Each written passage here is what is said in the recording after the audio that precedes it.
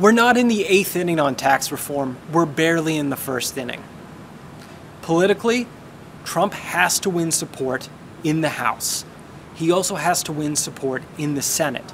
He might have to get support from Senate Democrats, which will be really hard, especially since the Senate Democrats the Associated Press talked to interpreted his plan as a giveaway to the wealthy.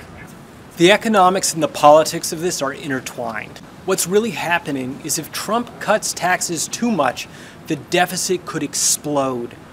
And the problem with that is Republican lawmakers are going to be wary of tax cuts that cause the deficit to rise too much. Now, what Treasury Secretary Steven Mnuchin said is that the economic growth is going to exceed 3%, and it's going to be so fast that it's going to offset the loss of tax revenue. The problem with that is that most economists say that that theory doesn't hold water. The economy simply can't grow fast enough, even if it improves, to offset the loss of the tax revenue from the lower rates. There's several options with this.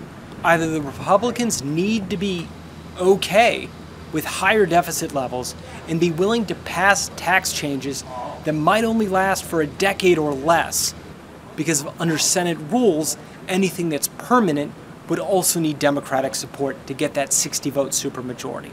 So that's one option. The second option is that they figure out other ways to offset the loss of revenues. And the House Republican plan tried to do that by basically imposing what's known as a border adjustment tax, which is a tax on imports. And then another possible option is they're coming into this with a set of principles. These are their guidelines for negotiating, but we're going to see things change and get amorphous again. And they're going to come out with something totally different. And then perhaps the fourth option is that we don't end up reforming tax code despite the best efforts of the administration.